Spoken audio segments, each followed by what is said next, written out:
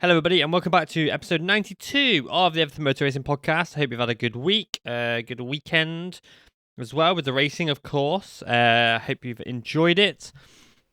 That's episode 92, Lauren. Any riders of number 92, please? People are going to really start hating on me for not doing any research into this every week. No, I'm not even going to attempt it because I didn't attempt it last week. And yeah, unless there's someone blatantly obvious that I'm missing out, I'm not mad about it. I'm not taking a guess. Okay. Well, we missed a blatantly obvious 91 last week in Leon Haslam. Oh, yeah, I seen that. Whoops. Yeah, so whoops. Sorry to Leon, not these listeners. But yeah, we did miss Leon Haslam last week. Last year in MotoGP class, there was a 92 in Kazuki Watanabe on the Suzuki. And this weekend, there was a 92 riding around in Argentina. Oh, God. It has to be one of the Moto2 stand-ins. Yeah. Oh. Was it Almanza? It was indeed. Ah, Yeah. had to be. Okay. Yeah, it was David Almanza. I'll take that one. There you go, folks. I actually did know one. Yeah. Yeah, you did one for once. Well done. I'll know next yeah, week's one, so it's okay. Next week. Oh, yeah, Yeah, next one's... I've got next week's one in the bag. Oh, that's all right. Thank Yeah. God for that, yeah. I can't think of any other 93s apart from Marquez, to be fair. Oh, don't... Okay, well, you've spoiled it already. I was going to... Ah, shit, yeah. Sorry. There was a Moto2 wild card at Malaysia a few years ago. There you go. It was 93. Can't remember his name. But yeah, it was an interesting weekend of racing.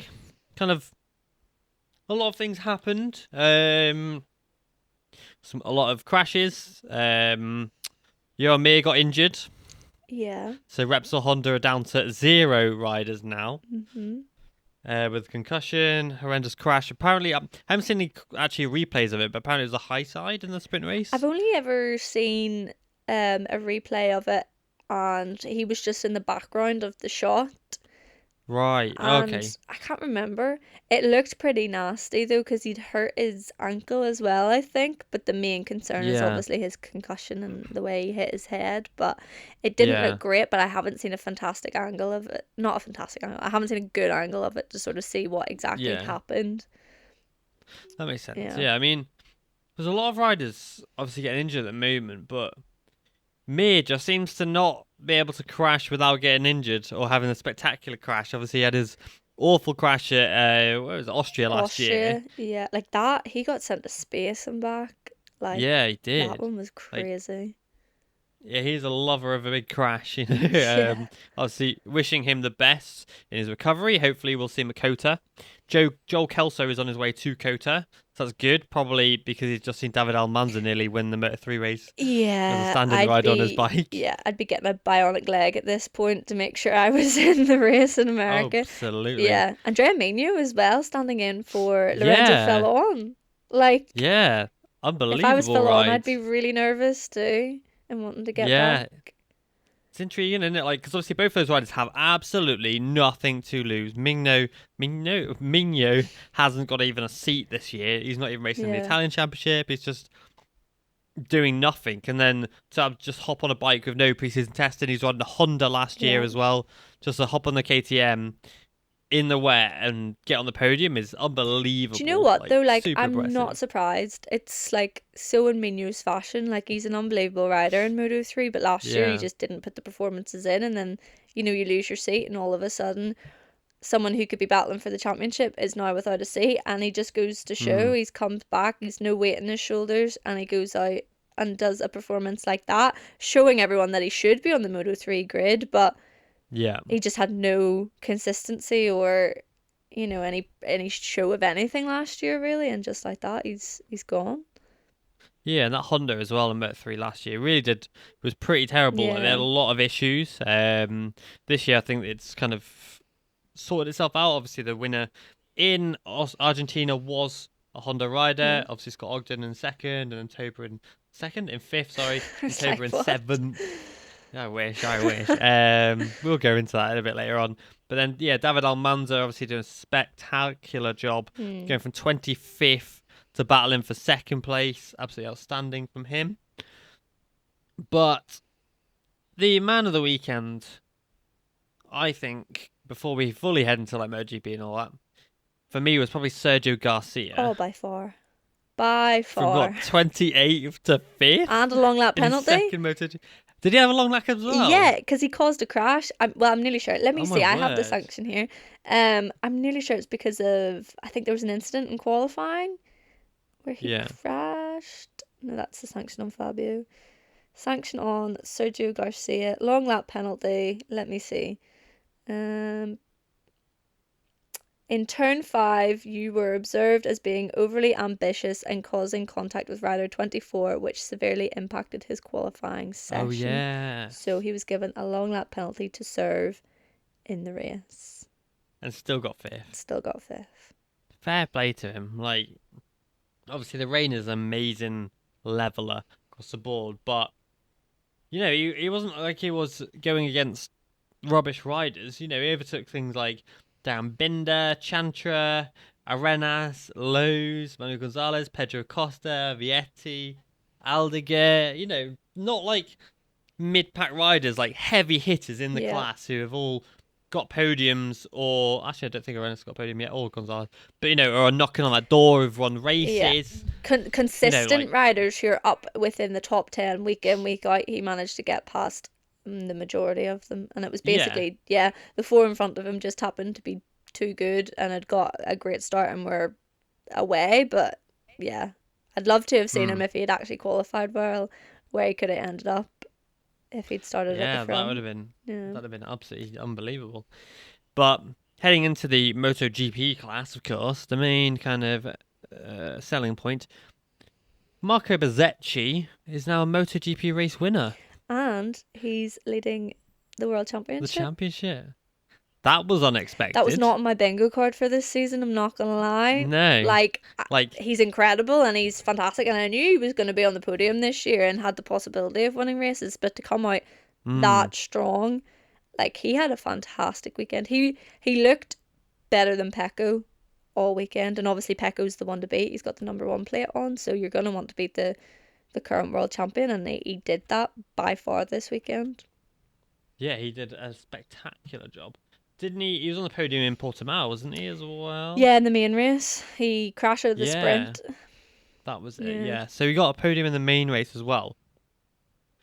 It's hilarious because we're kind of having to eat our words a little bit. We were like, Bagnaia is so good. He's back. He's gonna absolutely demolish everyone this year. He's mentally stronger. I thought he was. Yeah, I think we all did. And then he just goes and crashes out of a second with zero pressure to his name. And you're like, what the hell are you doing? Do you know what it was though? It looked scarily familiar to how he was in the first half of the season last year, that crash. He'd got ahead of Alex Marquez. He was in a secure second place. When you're looking at championships, and he knows it himself considering the mountain he had to climb last year. Yeah. Why did he make that mistake? And he held his don't hands up and know. was like, it was the dumbest mistake ever. And it's like, okay, yeah, at least you put your hands up and said it's dumb, but why did you do it Yeah. then? Yeah, like literally no pressure. He could have even lost that third to Marquez. Yeah. And still had a podium. He could have finished 4th and it would have been fine. Yeah. Like he wasn't catching Bezzecchi. No one was catching Bezzecchi. Bezzecchi was gone. Yeah. Maybe Zarco was catching him because that lead gap did go from 7 seconds a second to 4 by the line. But yeah, give Zarco a few more laps and we'd have had a Backflip. fight. Yeah, potentially. But I just don't understand this thing with Pecco that, like, you think he's managed to like get over it last year. This massive comeback that he made last year. One of the greatest sporting comebacks ever, especially in motorsport. And all the hardships he had to go through last year by crashing and making these silly decisions. And he's not learned his lesson. And you're like, what the hell are you doing? I'm still prepared to give him the benefit of the doubt Yeah, for of course. another Mistakes couple happen. weeks. But if a Yeah. mistake like that happens in the next, say, 3 races, then you just know he hasn't learnt from last year at all. Yeah. And that the pressure is going to be getting to him. But for one mistake, okay, I'll let it slide. But I am worried. And like I really did slag Pecco off a lot last year about his stupid mistakes and how I didn't think he had what it takes to be a world champion. Last week he looked strong. He was unbeatable. This weekend he looked a bit shaky, but I mean in the sprint race he looked like he had accepted the fact that he wasn't going to be at the front, and he settled for what, fifth place was it? And then Yeah, I think like come race day on Sunday, again I was thinking solid third place, he looks good. Then he went for second and I was like, okay, that's still good. You're not going to catch Bezzecchi. That's fine. He's accepted the second place, and then he crashes, and it's just like, why? Like 20 points is massive in a championship. Why would you ever do that? Yeah, it's especially when you've got, because I don't know. I think weird one with Bagnaia, and it's one that I'm just talking out my ass a bit. Just like my kind of own opinion. I think Bagnaia thrives under pressure. I think Bagnaia excels, and his strengths come out when he's under massive pressure to perform, and when there is that thing knocking over his head, like, oh, you might screw this up now. Instead of having like, when he's comfortable and he's happy and he's, in a good place and he doesn't need to worry, I think that's when the mistakes come out because he becomes maybe complacent. Yeah. And he's like, I can just chill out here. And then he chills out too much and then makes errors that he didn't need to make. Yeah, I do get that, but there has been races where he's just checked out at the front and been able to control his mindset and, stay determined and strong and not make mistakes. But it's weird now that there is quite a few times where, like you said, there was no pressure on him to win that race, and he had a solid set of points, and it would have been a fantastic weekend for him if he'd just stayed. It looks like the thoughts just sort of crept into his mind there, and because I think in general, like, if you take it out of a race situation, like, because Bagnaia can check out in front of a race, but that's because he's got maybe a 91 point deficit in the championship to then make up somehow. So then he's still got that pressure of having to make that up. But now he's like, right, I'm going into this amazing weekend last weekend, won both races, got a good chance of winning this weekend's race, or at least getting on the podium. I'm leading the championship, and he's sat in second place. He's like, right, I've got 20 points in the bag here. Where is he in the championship at the moment? Second. He is... Can't see his name. Oh yeah, second. If he'd won that race, he'd have 61 points now. No, he finished second, sorry. He'd have 61 points. He'd have an 11-point lead already over Marco Bezzecchi in second. And Hunky Dory, third place is way behind. Yeah. You're good. But that's when I think the kind of complacency maybe comes in to Bagnaia, and he kind of just goes, okay, I can chill. And that's when the errors come in, and that's when he goes, he just kind of becomes too comfortable and then makes a series of errors. Whereas when he knows he cannot afford to make a single error here, that's when the pressure comes, and that's when he can ride as well as we know he can. Well, it'll be interesting this year. There's so much expectation on him this year, and it is his championship to lose this year. Yeah. But also in the fact that, like, who he's battling against at the minute, being Marco Bezzecchi, who is his biggest rival at the minute. His best that mate is one of your best friends. Is this going to play, like, we've never seen this before, so is this going to play a massive part? Like, when was the last time we seen, like, the best of friends battling each other for a championship? Is this going to affect his mindset and how he goes into things? Like, you never know. Like, they were all cheering with Mino down in the Moto2 race on his podium, and then the next minute they're putting their helmets on and battling against each other. So I think that could add an interesting dynamic. I still want Enea Bastianini to be in the mix, though, because I think he's going to cause chaos when he comes back. Having your teammate as a rival is going to be massive, and he's not had that pressure, but now he does. So having one of your best mates and then eventually your teammate coming in, it's going to be a lot to sort of take in. And he sort of started the season so strong, thinking I have nothing to worry about, and now all of a sudden he's got a lot to worry about, and he's putting a lot on his plate. And this is where I think he'll thrive, because now he's got a lot to worry about.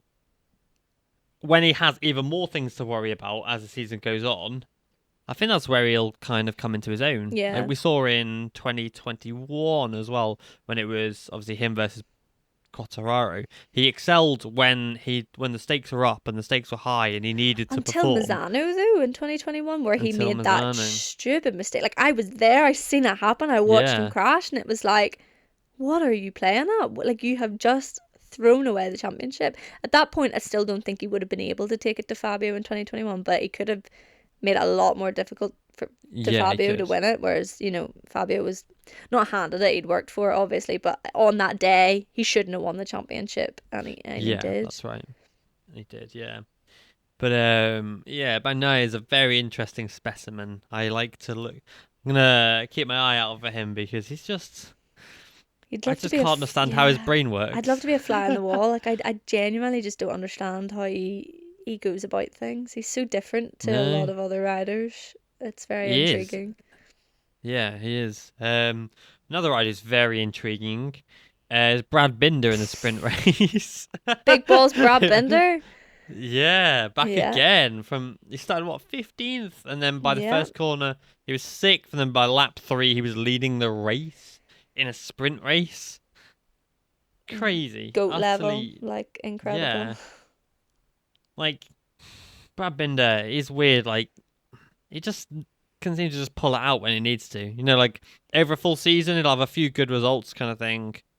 But then when he really needs to just get a result out, and all the other riders are absolutely terrified to make an error or screw up because it's wet, because of just because the conditions aren't very good or other external factors. Brad just kind of knuckles down, bites on his gum shield, and just goes, right, I'm going to send it. Yeah. And he does. And he wins races because of it. You think tricky conditions, or you see tricky conditions, the first name that comes to mind is Brad Binder. And a lot of the time it's all Yeah. jokey about like, oh, Brad Binder's going to go out on slicks and win it, and all those jokes after Austria in 2021. But like, the sprint race on Saturday just proved that. Like, you cannot rule Brad Binder out of any position on mixed condition races. Like, Let's see. It's like a Christopher Mullen or an yeah. Anthony West. I think if Miguel Oliveira was there, he would have challenged him. Oh, yeah. Absolutely. I think Miguel Oliveira really would have thrown a spanner into the Yeah. works. But I think because Miguel Absolutely. wasn't there, Brad was able to thrive on that and had nothing and no one to worry about, and was able just to check out.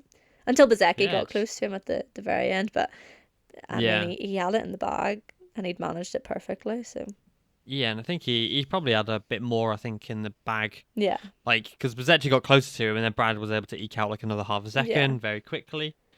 Very nice to see Luca Marini get his first podium. Obviously, it's in a sprint race, so it's kind of like doesn't really count. Yeah. I don't really know how it would be like, because yes, that was Marini's first podium in the class, but it was in a sprint race, so would it only count as a first podium when you get a feature race podium? Yeah, because sprint races know. aren't like, they're not classified as a sprint race, they're just sprints. Yeah. So in terms of like the record books, it's going to be very confusing. They only count the feature races as like in the record books. Like if you go on the Wikipedia, all the race results are just the main races with like a little number Yeah. signifying where you finish in the sprint.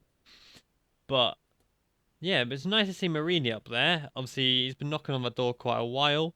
Marini is a very good rider in his own right. You don't even need to mention his half brother in the same sentence anymore, because I think Marini is done very well to stand on his own 2 feet. Yes, of course, he's riding for his half brother's team, but it's probably one of the best teams on the grid.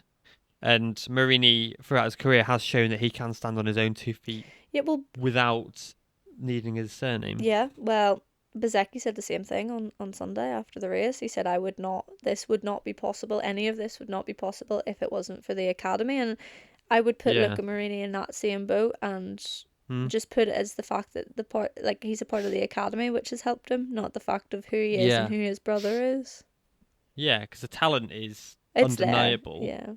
Yeah, like, because you see that a lot of riders, drivers, things like that across the motorsports, they do get into positions because of who their father is. You look at Mick Schumacher, for example, maybe been given additional opportunities in racing because of his father. But then when he was crowned the Formula 2 champion, it was like, no, okay, you are there because you're also pretty quick. Yeah. And I think that's the case with Luca Marini. Alex Marquez has pretty much had the perfect breeding ground for his career because he's got a very fast brother and Alex was basically be able to follow in the exact same shoes and footprints that Marc Marquez laid out in front of him, thanks to obviously the Munlau Academy and Emilio Zamora.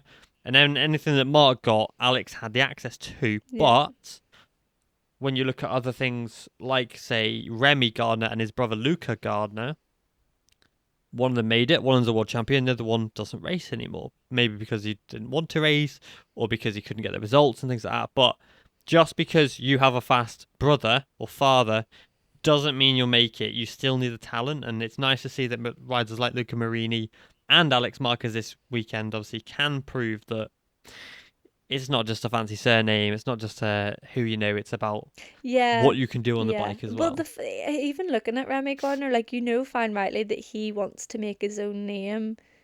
Yeah, Other from than his being father, a gardener, like, it's so blatantly obvious when he won the Moto2 championship as well. Like, he wanted to make that name for himself, and hopefully now in World Superbikes he'll be able to do that. Like, it's horrible for those people who are related to big names, because you're constantly trying to prove yourself. How can you, like, step out from that shadow? And even at the weekend with Alex Marquez as well, like, I think at one point someone said, "Oh, Mark's brother," and I'm like, why would you say that? But then actually someone else said, when they were talking about Marc Marquez, they were like, "Oh, Alex's brother," and I was like, that's exactly how he should be referred to in this moment, because it's Alex's moment. It's not Mark's moment. Why? Mark's not even involved here, so why should you be saying his name? It's all about Alex. So yeah, it's hard for anyone, and especially Luca Marini, considering how big Valentino Rossi is. Like,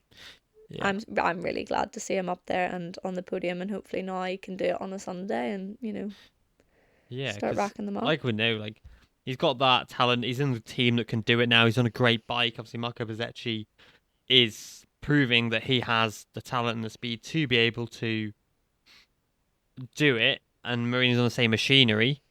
Marini was on the podium with Bezzecchi as well, so it's not like he can't do that. Yeah.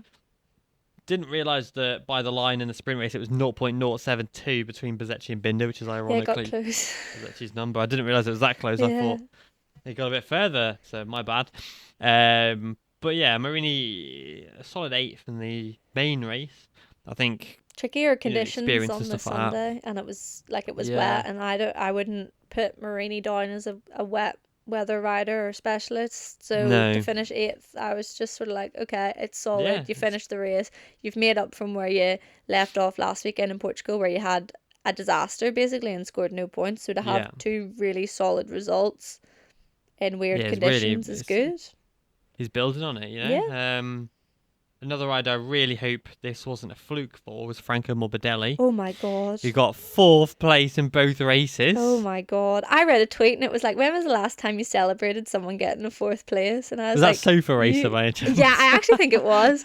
His tweets are honestly the best things ever. Oh, the class. But yeah, I was like, you are so right. Like, any movie was making, just watching him being 4th behind Pecco for a lot of the race, I was like, this is honestly the best thing ever. I was more interested in watching him just ride around on his own than I was watching the front of the race. Like, I was that invested in it. It was so good to see him up there, and he actually had a smile on his face after the race, as he should. It was absolutely fantastic. Yeah, absolutely. Like, just really, really impressive. Like, he's now actually ahead of Fabio Quartararo in the championship, which is intriguing. Not sure how well that's going to go down in the Yamaha camp at the moment. Fabio, I don't know what's going on with him. He's struggling. Had it really tough. Like, obviously, he got punted out wide T1. Well, not T1, but on lap 1 of the main race, and basically had to regain from last place. So to get to 7th place is superb. And it's a real tragic shame, to be honest, because I do think Fabio could have actually done something really impressive. I really do think the rules not should have been reversed, because that's not what I want to say, but on a usual weekend, it would be more likely to see Fabio in that 4th place position and Morbidelli in the 7th place position. But, like, I don't know, both had a fantastic weekend when you actually look at it. Like, Fabio being able to make up all those positions, unbelievable. If he'd actually not got punted out to last place in the first lap, who knows what he could have done.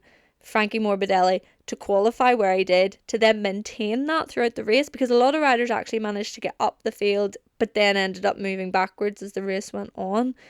Like, to be able to maintain that from being in last place last weekend to finishing fourth convincingly in both races, like, I don't know what the hell happened, but I want to see more of it, and hopefully now Fabio will stop getting punted out on the first lap as well and can actually get a decent performance in there where he's not having to start from the back of the grid basically, and both of them can like help each other out, because I think if they both manage to get up there, help each other out a bit, you know, there could be podiums and there could be good proper points finishes for both of them. So hopefully this is the looking up for Yamaha.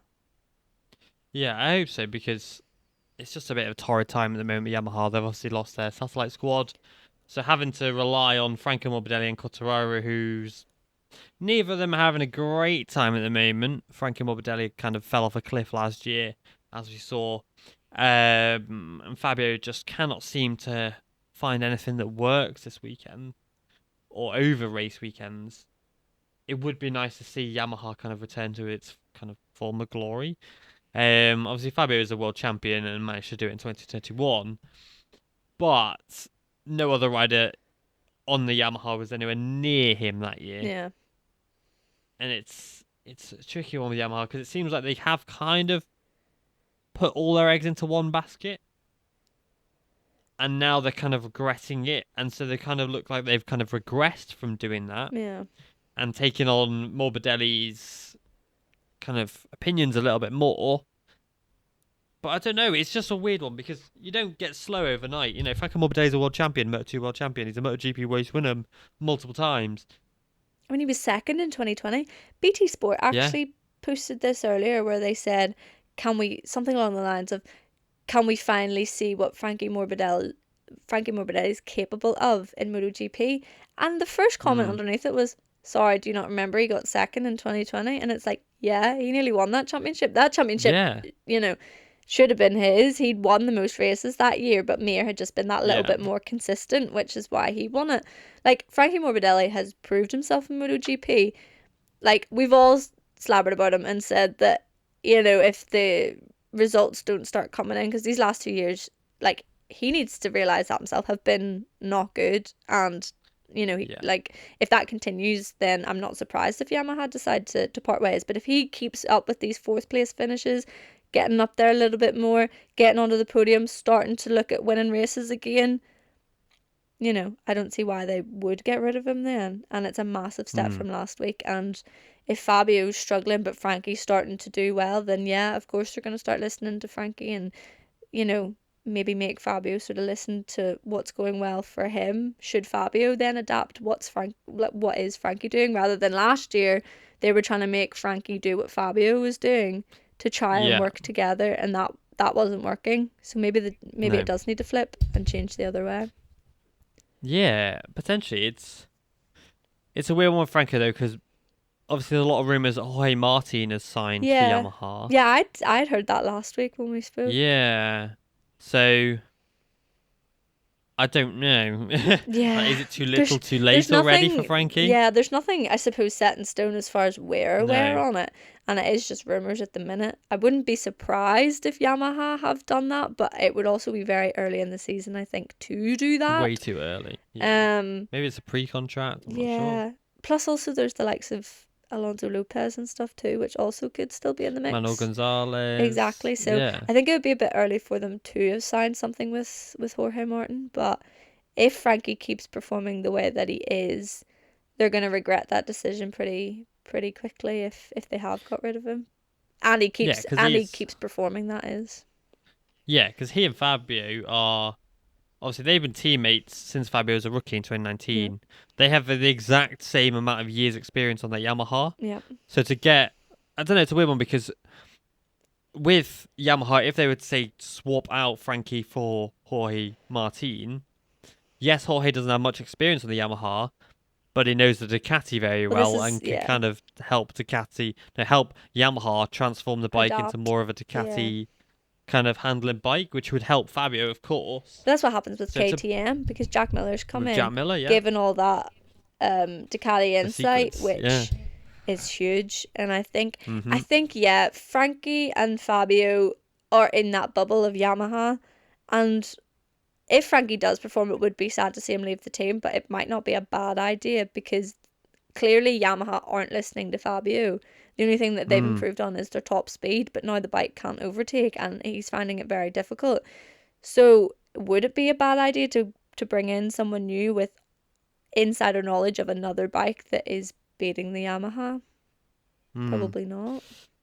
No, it's a tricky one because you also don't want all the bikes to just be Ducatis with different brands Yeah, and badges on them as well.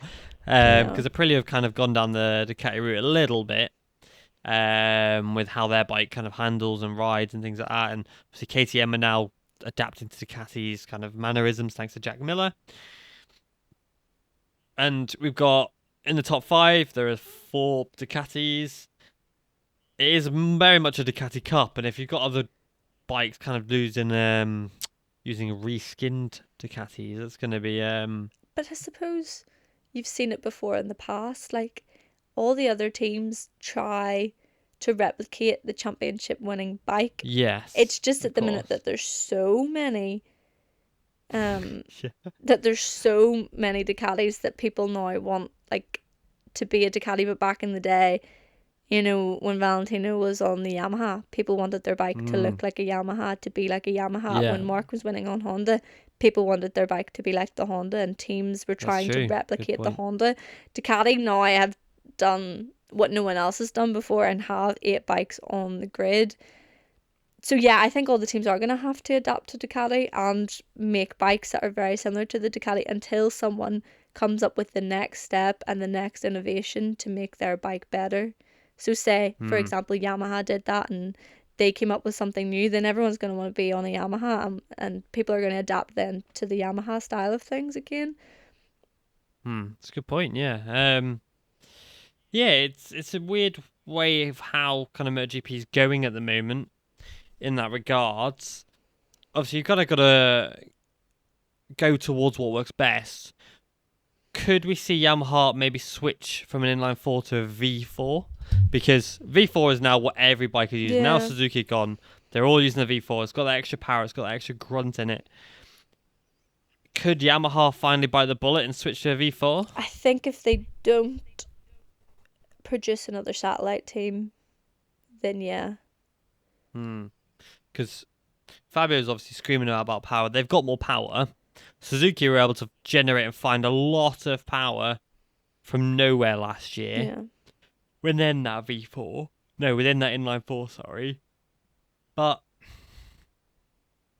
is the power, because when you have more power it becomes an issue, because Ducati obviously had loads of power but then the bike wouldn't turn and things like that, and it will upset the bike, so it's a very risky decision for Yamaha to then maybe switch to a V4. So then it's about what would work best for Yamaha and their riders in the long term, because they need this power, there's no doubt about it. You're not going to fight and win against Ducati if you're down on power, because Ducatis will just murk you every shit. It doesn't matter how good your bike is at turning, if you haven't got that power, Ducati will just take you Yeah. every single But time. to be fair, Yamaha haven't had that power before. Hmm. So Fabio and Frankie are coming into the season on a bike that they've never felt be this powerful before. So they're, I don't know, they're now sort of where Ducati was a couple of years ago, where they had all that power and didn't know what to do with it. Yamaha Like a are in grey this area. weird stage now, and I think that's why they need to have a satellite team. They need more bikes on the Yeah. grid with more rider input to More decide exactly data. what it is that they need to help them get up there. Hmm. So yeah, Yeah. having, Ducati have always had a couple bikes on the grid, so Hmm. Yeah, it's the gonna be Primax hard. squad being... Yeah, because Primax squad has been pretty much integral for them Yeah, as like a B squad for years, with one rider on last year's bike, another one on the current and bike, we've with said obviously it Petrucci had the how L1. many Things times like that. about Zarco being a test rider. Like obviously he started the first 2 races fantastically and has been absolutely incredible, but you have to admit that Johan Zarco was there to be a test rider.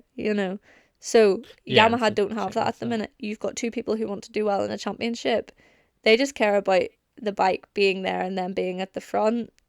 Hmm. Development isn't their top on the top of their list of priorities at the minute. being at the front to win a championship is what they're all going to be worried about.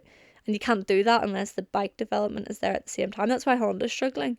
I mean, they don't even have 2 riders to ride the bike at the minute. How are you meant to... They're relying on Rins, How are you meant to get on like that? And then Rins obviously had a great race. Nakagami, looked all right. Standard.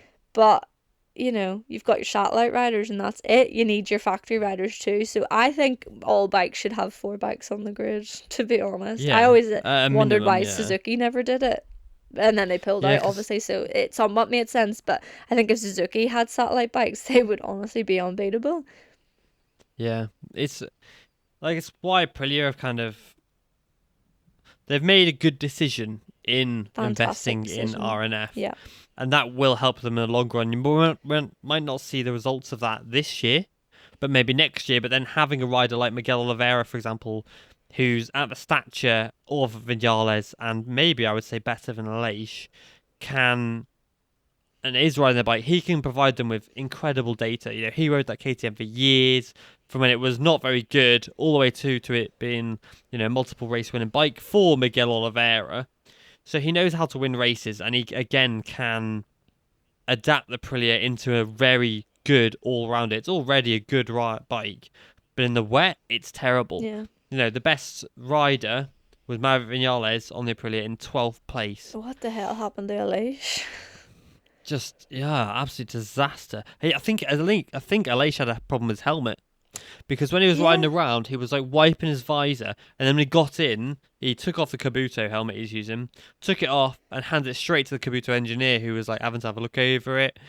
So that's a weird one, because it looked like he had no tear off in his visor at all, which is a strange one. So I think that could have contributed to his race, because he did change brands in the off season. Exactly. From KYT to Kabuto. You'd be a bit raging if you'd made that switch and it completely ruined your race.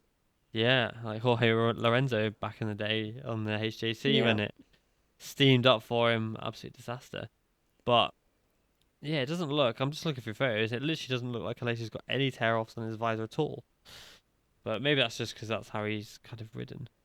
There's some there. Yeah, I do remember him getting off the bike and the helmet was straight off and they were looking over it and sort of looking at it sort of thing. But he hasn't said anything, but a bit weird. And I don't know, he didn't look good, helmet aside, and Maverick didn't look very good either. No, all things Maverick considered. And Binder had that contact as well. Yeah. Which obviously ruined Brad Binder's race.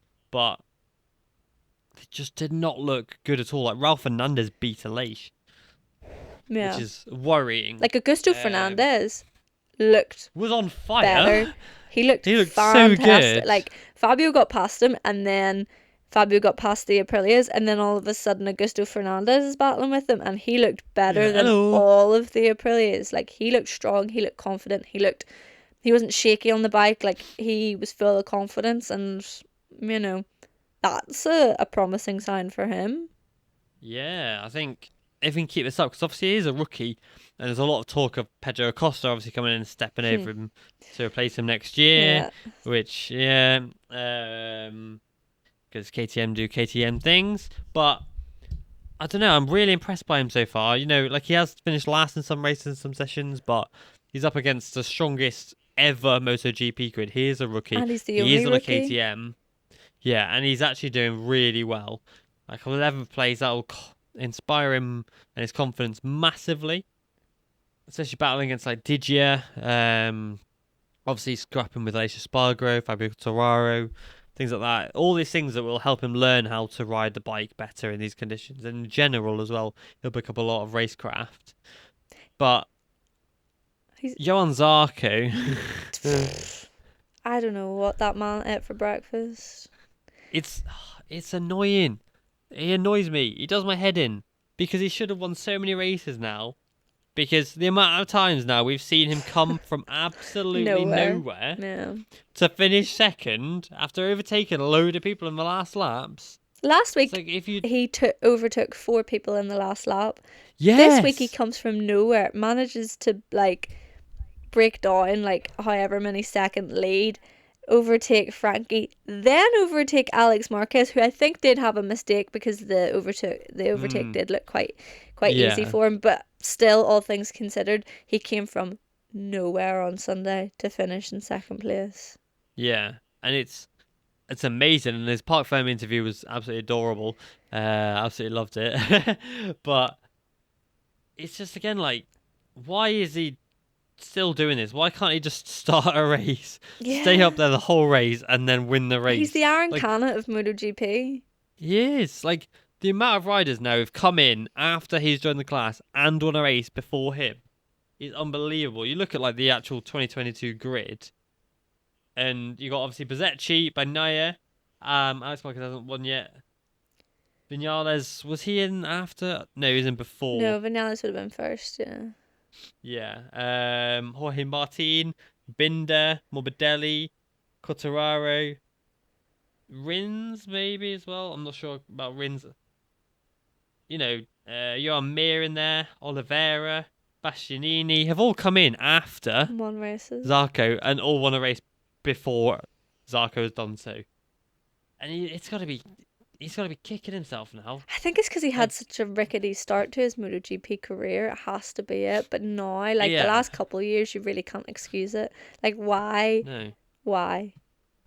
Yeah, it's absolutely mental. Like, he's had, how many second places has he had now in MotoGP? He's had 1, 2, 3, 4, 5, 6, 7, 8, 9, 10, 11 second places.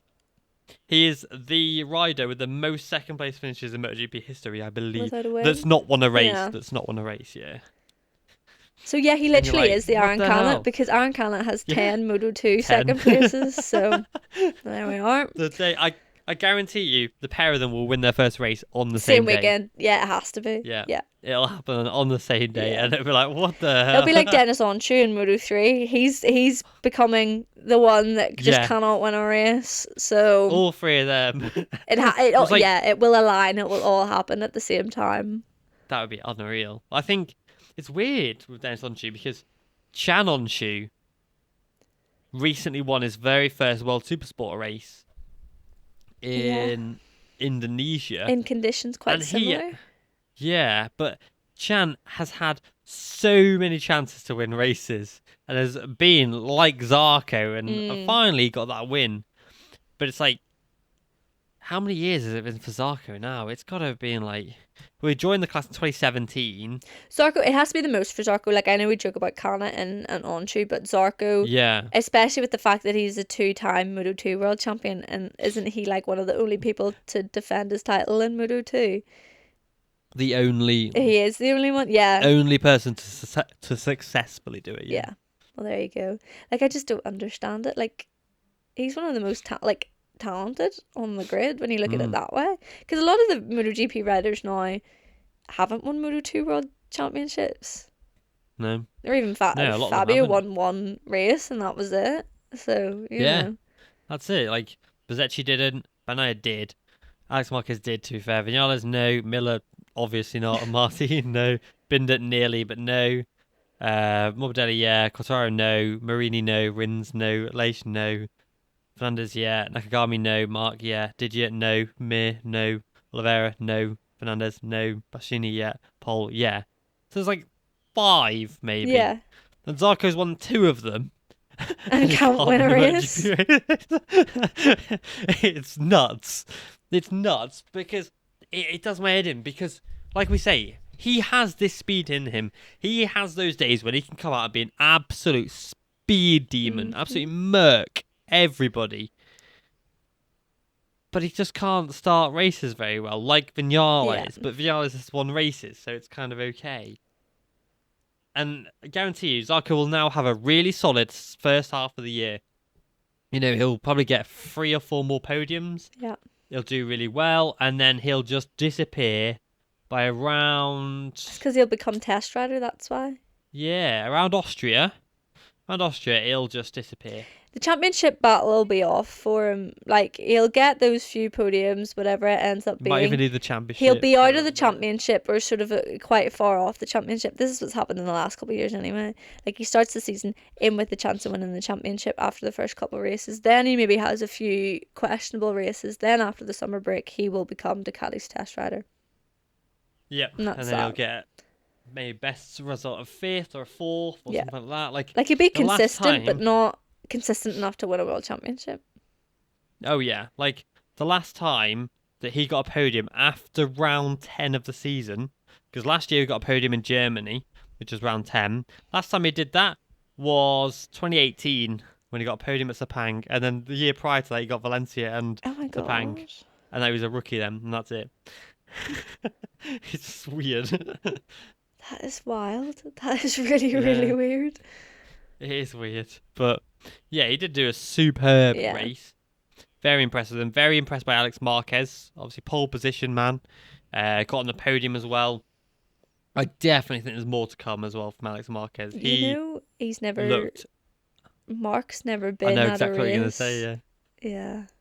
he's never got a podium when Mark was also riding on track. I said that to my Weird, dad isn't it? last night, and then I seen someone tweet it this morning. I was like, Jordan tweeted yeah, it. Jordan Yeah, tweeted it, and I was like, Yeah. yeah, you're so right. Like, I said it as a joke Yeah. last night, and then I was seeing Jordan's tweet this morning. I was like, oh god, that's like legit. yeah, it's legit. Yeah. Yeah, There you go. it is weird. Maybe it's pressure. When my dad seen it, his dad was standing in the pit box. My dad was like, "What's he doing in there? He never stands in Alex's box. He's always with Mark, always with Mark." And I was like, "Well, Mark's not there. Yeah. He's gonna support the other brother now." Yeah, he's gonna support the other one. Maybe as he'll now support like whoever's highest up in the championship. Yeah. Well, I don't know. He always stands in Mark's box with his wee fingers crossed as he does Yeah, every he does, weekend. yeah. But he didn't have his fingers crossed. Maybe like Alex is like the son he never really wanted. That's what my dad Like, said, and I was like, Alex- "Dad, you can't say that. You Yeah. don't know these people." Like Mark's the favorite. Alex is just kind of like, oh yeah, the less successful, To be fair, Mark less came handsome one that is first, just kind of like. and Mark did all that first. But Alex Hmm. is like just as successful in the lower classes. So Yeah, it's he is, it's yeah. weird. I don't understand the dynamics of that family. But then I said to my It's a dad, strange maybe one. he doesn't want his dad to be in the pit box. Maybe he pressures him That's too true. much, or maybe he prefers that he goes stands in Mark's garage and he's out of the way. You know, Yeah. racing dads can be a bit crazy, as bit we full know. on. Yeah. Yeah, Dennis Fodge's father will tell you that. Yep. Um, but yeah, I do think Alex Marquez has a lot more in him. As I said prior to the season even starting, I would not be surprised if Alex beat Marquez in the championship. He Alex beat should. Mark, sorry. He should. He should. And then it makes me a bit worried because I'm like, what the hell would Mark Marquez do on a Ducati? It's never gonna happen. It's not gonna, unless he goes to a satellite team and runs his own Mark Marquez team, sponsored by Red Bull and a Red Bull Ducati. It won't happen. But that'd be kind But of cool.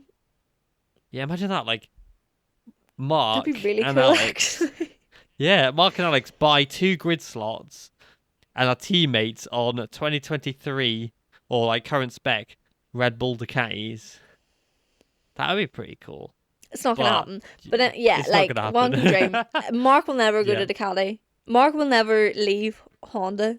I know a lot of people No. say he's going to, but I just, at the current climate of MotoGP, it's just never gonna happen. It's never He ever won't- gonna happen.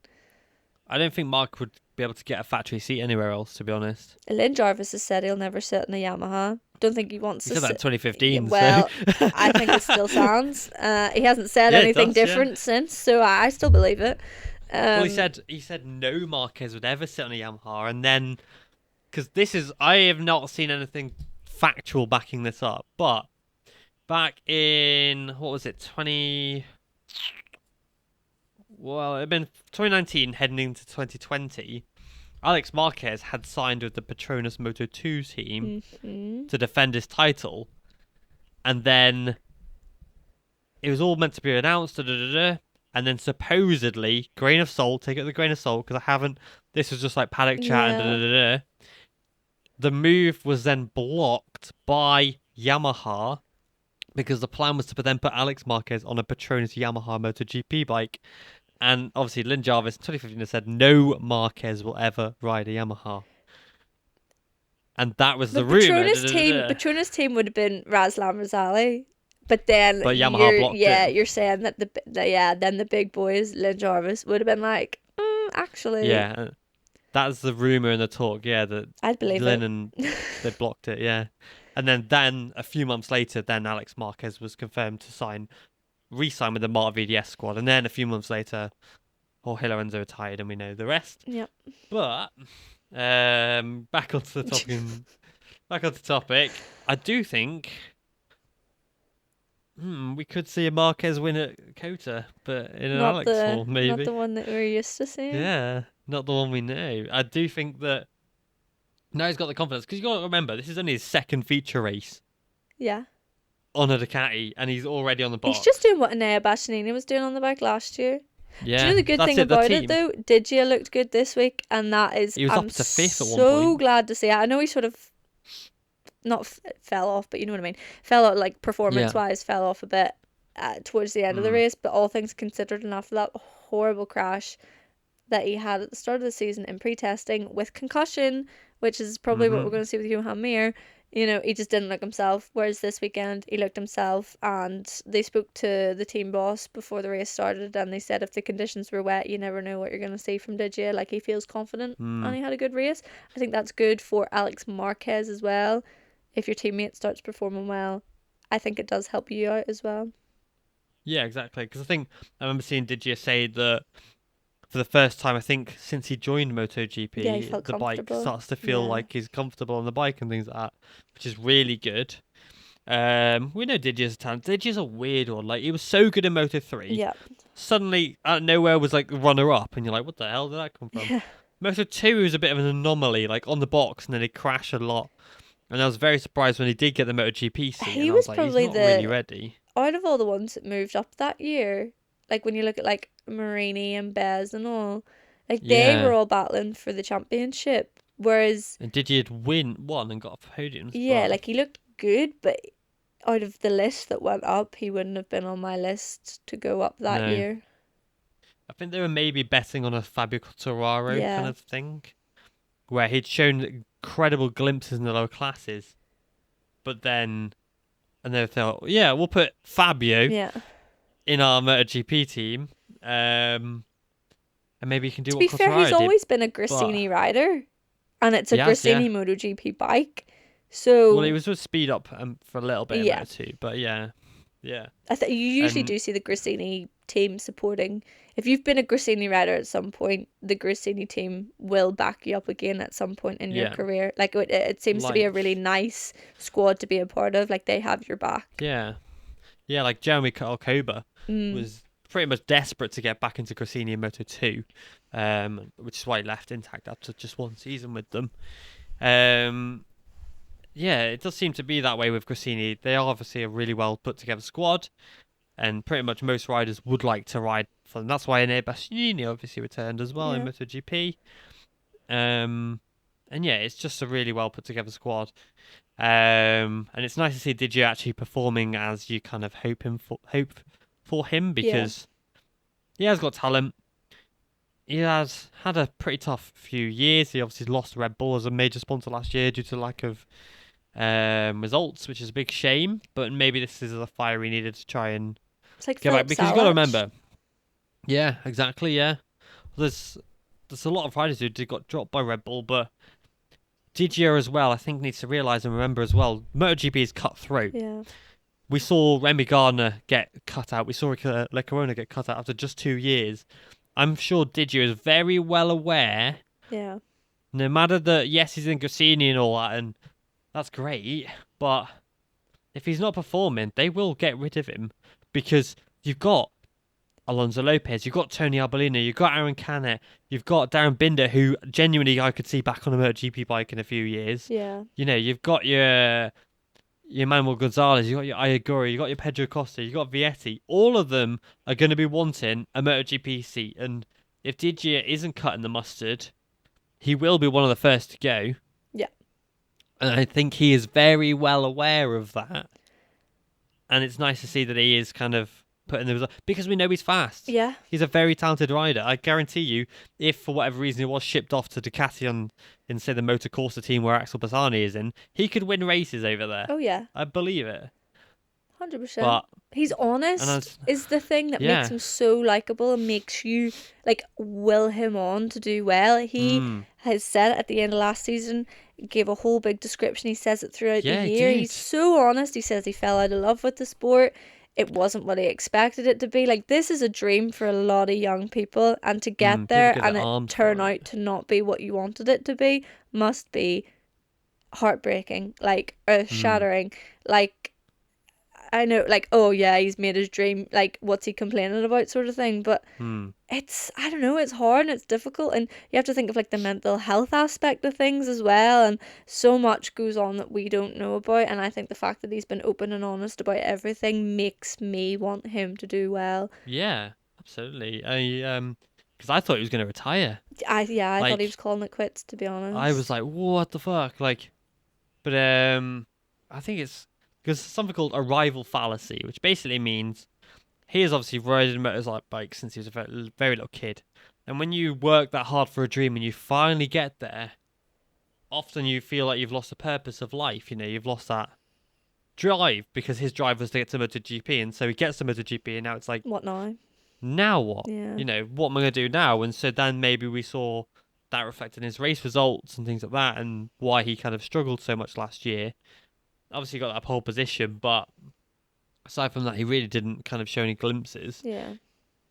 Or anything too special, especially compared to like Remy Gardner and things like that. But I think now he's maybe started to fall in love with the sport again. The spark seems to be there now. Like, when you hear things that he's saying and the team around him, like, and he's got like Frankie Carcetti and all with him this year, like, he has a really good team around him. And as much as he probably knows himself that if he doesn't have the results, he's out the door this season, I'd say Tony Arbolino, after the first 2 races of this season, is the person lined up to take that Grassini seat. Yeah. But he'll know that himself. But the difference is this year is already, I know he had a tough weekend at Portimao, but yeah, on Sunday you could see that spark back again, and you could see that he really wanted it and he wanted to be up there. And I think hopefully with Alex Marquez as well being his teammate, he'll want now to try and be up there with him, to qualify with him, to be in races with him, take that step up. You know, you want to beat your teammate, and I think having Alex as a teammate this year is a really good, it's going to will him on, I think, pairing between the two of them. I think Bastianini came in and outshone him last year, and he got a bit like, oh god, what's going on? But now you've got a new teammate, you're a fresh start. Okay, yes, Alex has performed better so far, but he's closer to Alex than what he was with Anaya. And hopefully, in terms of like performance and things like that. I think, he's definitely, because Anaya is a special rider, and I don't think Anaya and Alex Marquez are on the same level. No. I think Anaya, I would say, is genuinely a better rider. Controversially, I know. Whereas Didier, I could see Didier looking in the mirror and seeing Marquez looking back at him more than he could look in the mirror and see Anaya Bastianini back with him. But Anaya Bastianini had the factory Ducati in his eye line, whereas at the minute Alex Marquez does not have that, and that's a massive difference. Neither of the Grassini riders have that factory seat in their eye line at the minute. They have each other, and they're going to want to beat each other, and this could be a really good teammate rivalry. They seem to get on quite well as well, and it's going to be a really good mix, like a dynamic mix of, they get on with each other, but they're going to want to beat each other, like the best possible type of competition. There's not going to be any bad blood there, hopefully. And they're going to week in, week out, hopefully battle with each other and get each other up there and push each other on to be better. Yeah, I agree, before we move on to Moto2, Folger, Jonas Folger makes a MotoGP return. You did predict it. There you go. Yeah, I did. Let's go.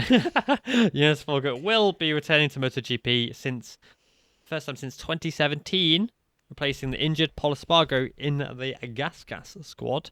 Very excited for that. It means we'll now have 3 riders on the MotoGP grid wearing that new Alpine Styles helmet, because Folger is also Alpine Styles helmet rider now. That would be nice. I don't really expect anything from Folger whatsoever. I think he'll just run around at the back. But I'm open to being pleasantly Yeah, surprised. be good. And the good news is Paul Espargaro's out of the ICU as far as I'm aware. Yes. So Yeah, things he are is. looking Yeah. up for him as well, hopefully. Yeah. Yeah, I'm really, really glad about that. He's also walked. Oh, I believe he's been able to walk, wow. according to what I read on from Hervey. Yeah, that's really good. Incredible. He's been on his feet at least. Good. But yeah, which is great. So moving on to Moto 2 and 3 before we do our predictions. Or read them out. We won't do our predictions for Kota yet. I was going to say, I was like, God, don't make me do this Yeah, already. not yet. Jeez, no. Moto 2, firstly, well done. Or I say well done. Congratulations to Jake Dixon and Oh, Sarah yes. Dixon. Baby On Summer. the birth, and Larry, of course, yeah. On the new arrival, Baby Summer. That's got to be absolutely brutal for Jake to be out there in Argentina whilst his wife's giving birth to Get his him kid. home ASAP. I hope he's home Yeah. already. I hope he's there. Yeah. What a present. And for the fact Yeah. that he got on the He podium. got a podium. And he was sensible. He had such a sensible head on him in that race. It was really good ride. Like, he slotted himself into third place, had a wee look a couple times, realised that it wasn't on and he wasn't matching the pace, and stayed sensible the whole time throughout. Took the third place, and what a present to come home to. Yeah. You've got a medal or a trophy and a daughter to go home to. Like, Yeah. incredible. That's it. Bagnaia is needs to take some notes out of that book, I think. Who would have thought that Jake Dixon would be the sensible one out of a race weekend? Yeah. There you go. He's That's nuts. he's matured now. He's a like- father. You know. He's Yeah, like he even briefly led the race and didn't crash out. He's just I seen know, bad incredible. MotoGP memes for that. yeah, I saw that one as well. I was like, I'm stealing that. But yeah, really good from Jake. Nice to see. I was funny actually. I was speaking to somebody who doesn't really know this world of motorsport. They don't really, not necessarily understand it, but they're like, what the hell is Jake doing out there in Argentina whilst his wife's at home having a baby? Why are you not with her, kind of thing? And I was like, you just don't get it. I didn't realise You she just was don't that get far it. along, though, in fairness. When I didn't seen the think- announcement, I was like, no. wait a second. Like, Yeah. what? Yeah. But Yeah, madness. Fair play to Sarah. yeah. We'll see that baby pretty soon Yeah. in the paddock, though. Yeah, absolutely. Yeah, absolutely. But yeah, Albertina's obviously looking very strong. Knocking on the door to MotoGP, I think, for next year. Big time. If he can continue it. Big, We're off to big time. Kota next, where he won last year. I'm excited. So he's looking very good, and along with Alonso Lopez, who got pole position, back in business.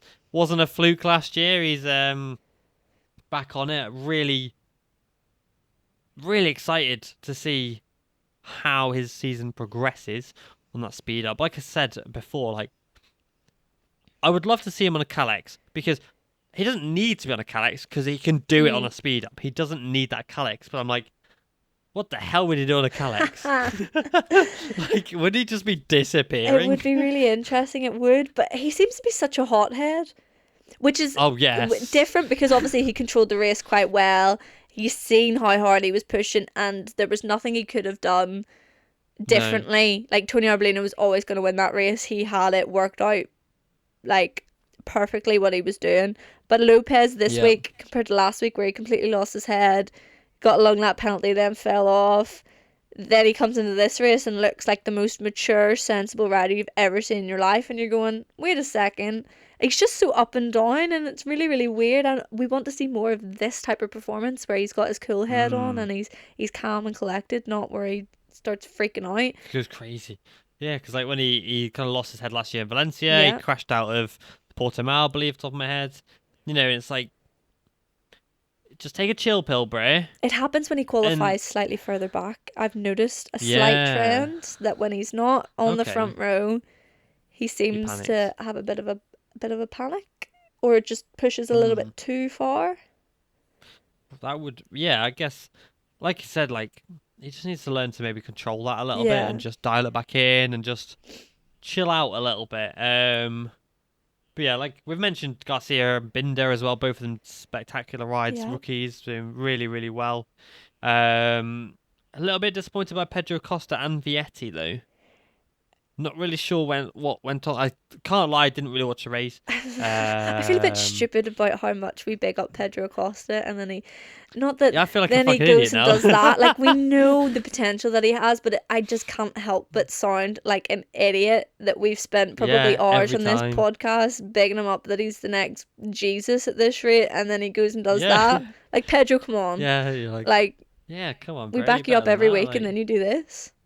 Yeah, it's tough. I think I'm kind of happy for Arenas that Pedro did that though, because Arenas has a high bar to hit. But he didn't The last have a two good Moto2, race.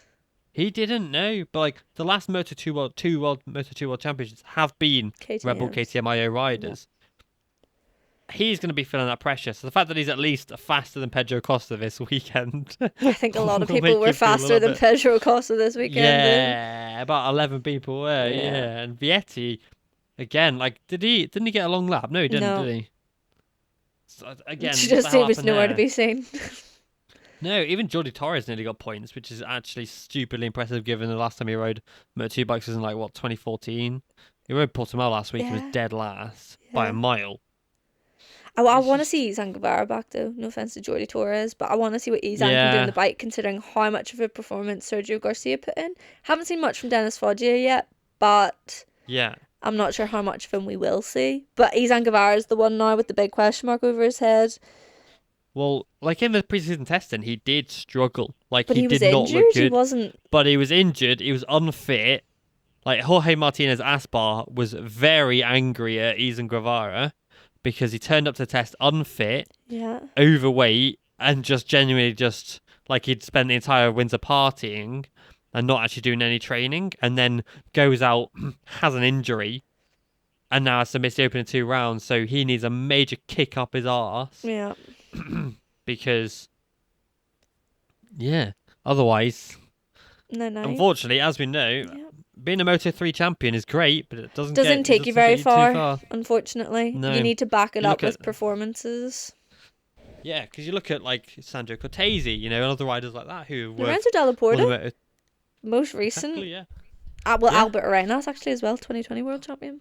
Yeah, exactly. And you're like, yes, for the first year in Moto2 and maybe second year, you can use that, get yourself contracts, get yourself things like that. But if the results in Moto2 aren't coming, but we can't really comment too much on him because he's literally not even spun a lap in Moto2. we'll But see.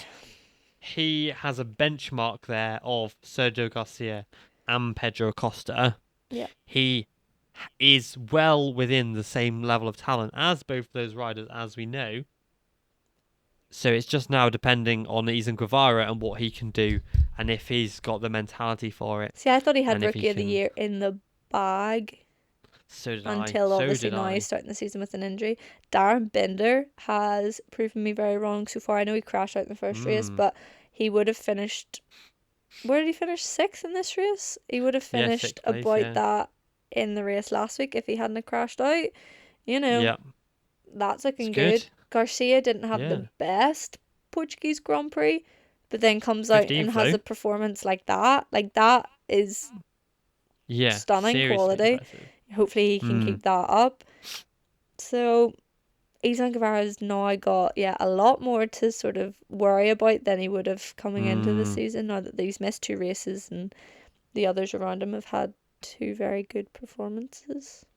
Yeah, and you got to remember as well, Sergio Garcia went from 28th to 5th with 7 less laps because it went from 20. It was cut from 21 to 14 laps. Was everyone else just like So- skating around the track or something? Like, I don't Yeah, know what was like going what the on. hell? Yeah, mental. But yeah, moving to Moto3. Obviously, we've already spoken about Onshu crashing again from the lead. I don't Don't get know what it. the hell happened there. Did you see him? No, Did you like- see the bit before the race? I don't know if you watched it or not. But Charlie Hiscott No. spoke to him before the race on BT Sport, and oh my god, I've Yeah. never seen him look so calm in my life. Really? He sat there. He was really cool, calm, collected. He said he knew what he needed to do, and I was like, "All right, this is it. Okay, He's gonna do great." it. And then he goes and does that. He goes, It was like him and "Fuck it." Pecco made very similar mistakes, I think. Just both of them just well, because I watched a bit of it.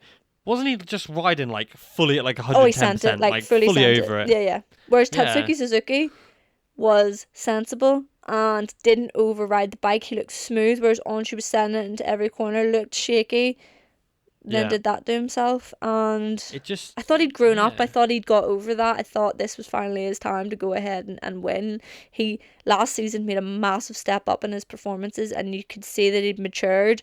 This season, Mm. Portugal, obviously, stellar performance, starting from the back of the grid, finishing, up in the top 10. I just don't understand what went wrong for him. I think it's maybe a lack of confidence, because it looks like you say he was chilling all out on the grid, but maybe he's like projecting some confidence. Yeah. And then when he goes out on track and he's all shaky and he's, making stupid errors and he's maybe a lack of confidence there. He's in the IO team now. He's in the big boys. He's got Laredo as a fast teammate. He knows he needs to battle for that championship now, and maybe he's kind of it's a little bit shaky. I think he knew how he wanted the race to go, but he overdid it before he had the opportunity to control the race the way he wanted to. He wanted to do what Yeah. Tatsuki Suzuki did, and if he hadn't crashed out, Suzuki wouldn't have been able to catch him either. Like, he had the opportunity there to really control the race from the front. But yeah, I don't know what happened. Maybe it's the fact that Suzuki's won races before. He has that experience. He knows what it's like to go out and lead the race from the front, whereas Onshu doesn't have that, and Onshu Yeah. hasn't crossed the line first. So it is very got the similar to the pressure, whole yeah. Aaron Canet and Yoon Sarko situation, that he just doesn't know how to control himself in those sorts of situations, and he panicked early and made a silly mistake rather than staying chill, not worrying too much about it. And yeah, he just didn't know how to control the race at all. No, he didn't, and it just shows a lack of confidence or lack of, not necessarily talent, but lack of He will win one, but just not racecraft and doing things that. like that. Yeah, he needs IO. Thankfully, he's in the IO squad, and if anyone can rough those edges off, it is IO. Yeah. And IO, I think, will, because not many people know it actually. Onshu raced for IO previously, full time in the Junior GP series. Yeah. Because I run a B squad for Chan and Dennis. So it's not like they don't know each other either. Yeah. And I think maybe as well, Io can look back at that on Shu and where his errors were and where his strengths were, and then look at this one and then see what he can do to mould. Yeah. Because he's pretty much a champion maker, is Io. And I think if anyone can do it, it will be Io. Anyone who can help Yeah. on Shu, it will be Io, because as well, there's a Moto2 seat dangling over his head. Yeah. There's if you win the championship for us this year, maybe I'll put you in Moto2. Has to. They have to. Like, he looked like he was ready to go last year, to be honest. He was ready, definitely. But they decided to go with Albert Arenas instead, which I think fair enough. Whatever, you know, I didn't hear the discussions. I don't know what went on behind closed doors, but I think himself, he wanted to win races in Moto3 before he decided to move up. Yeah. And yeah, Prove himself, there was a conscious decision there to move him from the Tech 3 squad to the IO squad, to move Danny Holgado out of the IO squad into the Tech 3 squad. That is huge. Like, it doesn't seem like much, but that's massive. And it's a big challenge. Like, he is one of the most talented riders on the grid, but he needs to be perfected into being a race winner and a possible championship contender. He's not. Like, he hasn't come into the series ready to win championships and ready to win races. Like, they really have put a lot of work into Dennis Onshu, and yeah, they are going to make him into an incredible rider, because the amount he's matured over the last couple of years is crazy. Like, absolutely crazy. He just needs that extra 5% and he'll be there. Yeah, I don't even think it's 5%. Just, there's something missing, and it will click, but it's just not a question of when. I thought it was going to be this weekend, but unfortunately not. Another rider who's massively impressive was obviously David Almanza. Starting 25th, getting up to an incredible third place, battling for that victory. Unfortunately, Scott Ogden did lose the front and had nowhere to go and absolutely punted Almanza off, which is a big shame. And Scott Ogden did cop a 6-second penalty for that. 6 seconds, but he's held on to 5th place in the end. Yes, he was 4th and then he's been demoted to 5th. Still, unbelievable result for Scott Ogden. Basically, it's proven that why he should be in the It's class the and proving result why. he should have had last week. Yeah. But he said it Yeah, and himself, even he last year screwed it too, up isn't it? and he was too overambitious and he wanted too much too soon and crashed on the first lap, or the first couple laps. Then this week, he qualifies well, which is step number one, something he didn't do last week. Step number two, he stays at the back of the front group, he watches everyone, he's behind Daniel Holgado for a lot of it, last week's race winner. He's going to pick up a lot of tips from that. He said it himself, he got to the end of the race and decided to send it. He sent it. He made a mistake. He's held his hands up, said he has made a mistake. He probably didn't go about it the right way. Don't know if many people have Nope. watched that interview. Scott knows Yeah, himself ouch. that he didn't say the right things in that interview. Not the first Yeah. time that Scott has landed himself in it in an interview, but Yeah, he likes to do that. look, he knows himself what he did was wrong. There wasn't much he could have done about the situation. I've watched the crash a few times now. I don't really know what else he could have done differently without taking himself off. He wanted to get that position. He wanted to score those points. He wanted to prove to everyone that he had the opportunity to get up there. Unfortunately, he did take a rider out in the process. But yeah, maybe he just needs a few more tips on interviews after races. And I think he's going to be pretty set to go for this season. I think so. I think if Ogden can continue these kind of results, he'll be able to bag himself a good team next year on the KTM. He needs a KTM, really. Yeah. You never know. Might see him on a Leopard, and we know what's like for British riders in Leopards. So, replicating you Danny never Kent know. would be pretty good, in fairness. That would be, yeah. See what we said though about Moto3 championships not meaning everything though. Danny Kent's a very good example. Exactly. Exactly. Yeah. You've got to keep putting in the results after Moto3 is the thing. That's it.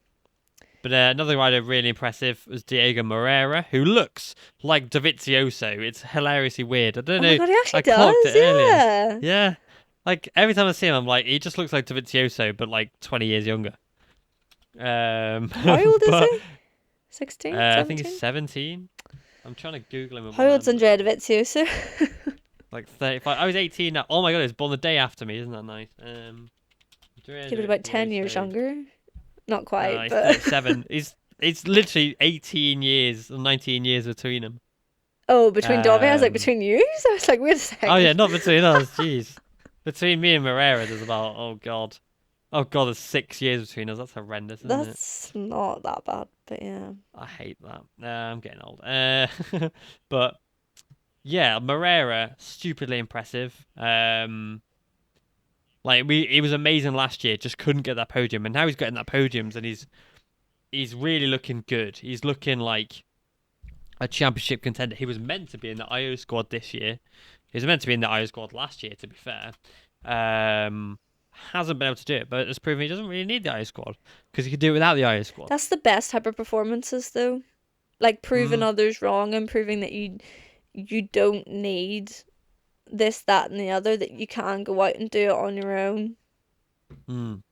Absolutely. Like 2 podiums in 2 races, second in the championship, 2 points behind the leader. Fair enough. He's looking really, really good. Yep. America, next up again. He's in home soil as well. Yeah. Like, obviously, he's Brazilian as well, so he'll have a lot of support in these 2 races. In South American for sure. And then obviously North America, still on home soil. And then he goes back to Spain. He's literally been racing for Monlau since he was about 8 years old. So then he goes back to Jerez that he knows because he's been racing on that since he was like 7. He's done a lot of the circuits last year. And he did the rookies as well, so he'll know Le Mans, he'll know Mugello, he'll know Sachsenring, he'll know Assen. He's already raced them last year, of course, but it's not like he hasn't got experience on these things, on these tracks. And I really think that the fact that he has got the ability to battle with the young guns and the new riders because he knows how they operate, like we spoke about last week, but he's got the experience of the tracks, and he's doing it for a squad that isn't an A team. We've got the A teams, the B teams, the C teams, and he's in a B team, and he's still doing it for them.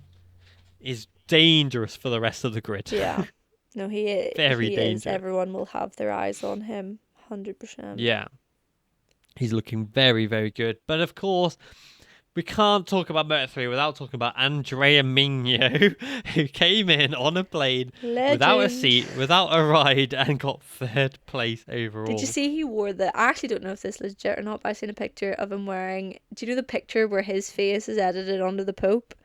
He apparently had Yeah. that tucked into his leathers. No way. I'm not surprised because he does it. Oh, who is it with? The Troll Troll GP GP. Yeah, guys? that's who I seen Yeah. it with. Because in Mazzano last year, I seen so many of those little cards of his face on the Yeah. Pope's body, and I was like, this is hilarious. And he obviously Yeah. posts about it a lot. But yeah, I don't know if it was from that race or not, but I seen a picture of him after the race with his leathers unzipped, and he had that wee card stuck into his Honestly, it wouldn't top. surprise me because he's fully embraced it as well. Um, yeah, it genuinely would not surprise me in the slightest if he'd done that. It's like Alonso Lopez riding with the With the Ace cards, of yeah. Hearts in his Yeah, leathers too. exactly. But yeah, really, really solid ride. It's a shame really because he's now 6th in the championship and he's not got a seat. But I think if a rider, for example, gets sacked or splits for their team, which we don't want, of course, I do think he will be on the other end of the phone call. But I believe he won't be able to race in Moto3 next year anyway because he's 27. Mm. So this would be his last year. Same with Romano Fenati. Both of them will be aged out. Oh no, he's 27 now. So next year will be 28. So Minio can do next year. So that makes sense. And the reason he hasn't got a seat this year, Minio, because he was trying to get into Moto2 for this year. And he was trying to also get into CV Moto2 and the World Supersport. And he couldn't because of money, which is intriguing because you'd have thought the VR46 Riders Academy would have Funded it. supported that because Yeah. they've done it with every other rider. I don't know, we've talked about the academy a lot in the last couple of weeks though, and how it's a bit strange now that there's actually not that Yeah. many riders involved in it anymore in the lower classes. It's like if you're a Moto3 rider, well, screw your career. We're just going to focus on our current ones, and like, you see all the success they have in MotoGP in the sprint races when at one point you had 2nd, 3rd, 4th, 5th, Yeah. all VR46 Riders Academy riders, and then Minio's still there, but like Antonelli's gone.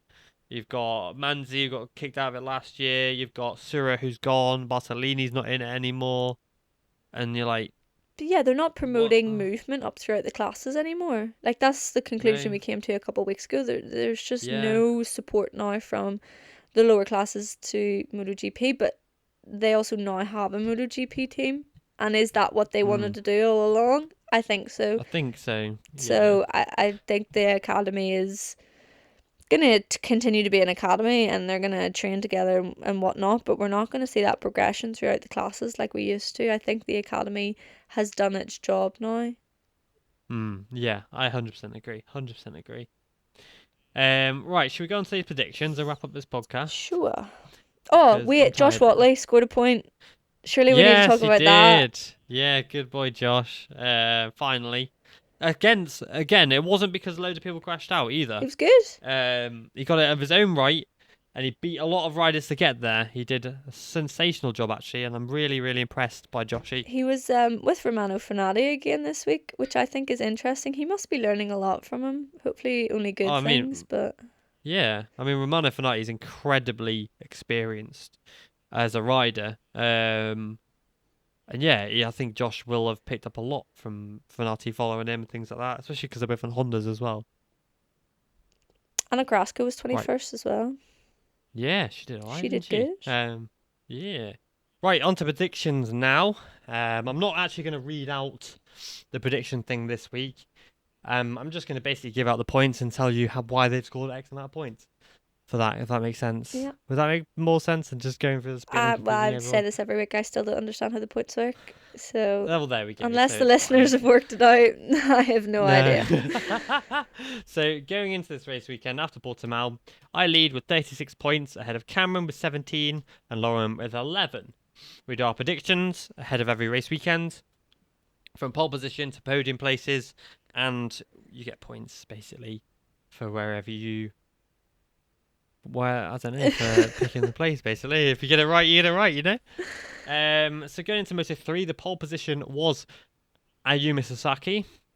Lauren went for Morera. Me and Cameron went for Sasaki. So we get a point each. I done myself in again. Hilariously, that is the only point I scored this entire Good, weekend. as you deserve. So my lead is going to get cut down massively. Good. On the podium, it was Suzuki that won the race, Morera second, and Minyo third. I went for Rueda, Holgado, Masia, 0 points. Cameron went Rueda, Sasaki, Holgado, 0 points.